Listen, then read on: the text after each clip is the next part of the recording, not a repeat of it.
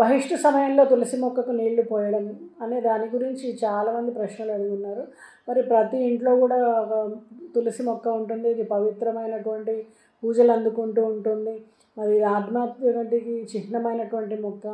మరి ఈ సమయంలో బహిష్టు సమయంలో తులసి మొక్కకు నీళ్లు పోయొచ్చా లేదా? మరి ఈరోజు మనం ఈ ప్రశ్నకి సాంప్రదాయము, శాస్త్రము, ఆధ్యాత్మికత, ఇటు శారీరక విజ్ఞానము అన్నిటి ఆధారంగా మనం జవాబు తెలుసుకుందాం. అయితే తులసి మొక్క అనేది ఆయుర్వేదం ప్రకారం చూస్తే ఔషధ గుణాలు ఉన్నటువంటి మొక్క. మరి ప్రాణవాయువుని ఎక్కువగా ఇచ్చేటువంటి మొక్క. మన సంప్రదాయంలో తులసిని లక్ష్మీదేవిగా, విష్ణుప్రియగా పూజిస్తూ ఉంటాం.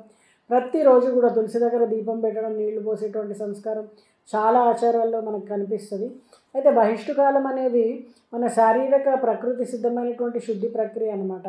ఇది ఒక శక్తి రూపంగా, అంటే పాపభావంతో చూడాల్సిన పని లేదు.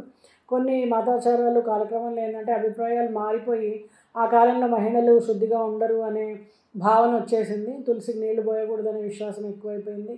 పూర్వకాలంలో మహిళలు విశ్రాంతి తీసుకోవడానికి ఉద్దేశించినటువంటి ఈ బహిష్టు సమయం ఆరోగ్యపరంగా మంచిదే.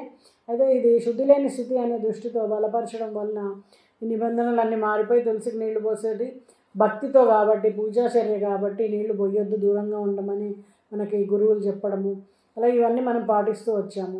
అయితే ఆయుర్వేదం ప్రకారం కానీ, ఆధునిక వైద్యశాస్త్రం ప్రకారం కానీ ఈ కాలంలో శరీరానికి విశ్రాంతి అవసరం కాబట్టి విశ్రాంతి సమయంలో ఎందుకు ఎప్పుడూ చేస్తూనే ఉన్నారు కదా, ఆ సమయంలో వేరే వాళ్ళకి ఆ పని ఇవ్వండి అని చెప్పారు. కానీ అపవిత్రత అని కాదు, బ్యాలెన్సింగ్ హార్మోనల్ యాక్టివిటీ అనే దాని గురించి. మొక్కకి నీళ్లు పోసే పని శారీరకంగా చేయకపోవడం మంచిదన్నమాట. అలాగే మనం భక్తి, పూజ ఇవన్నీ కూడా ఆ సమయంలో పక్కకు ఉండడం ఆచారంగా పెడుతున్నాం కాబట్టి మొక్కకి నీళ్లు పోయకపోవడమే మంచిది. శారీరకంగా బలహీనంగా ఉండడం, విశ్రాంతి తీసుకోవడం, భక్తితో ఉంటే మనసులో దానికి నమస్కారం చేసుకోవచ్చు. తప్పనిసరి అయితే వేరే వాళ్ళ ద్వారా నీళ్లు పోయించవచ్చు. అందుకని ఆ సమయంలో నీళ్లు పోయకపోవడమే మంచిది. మరి మీకేమైనా ఈ విషయంలో డౌట్ ఉందా? కింద కామెంట్ చేయండి. నమస్తే.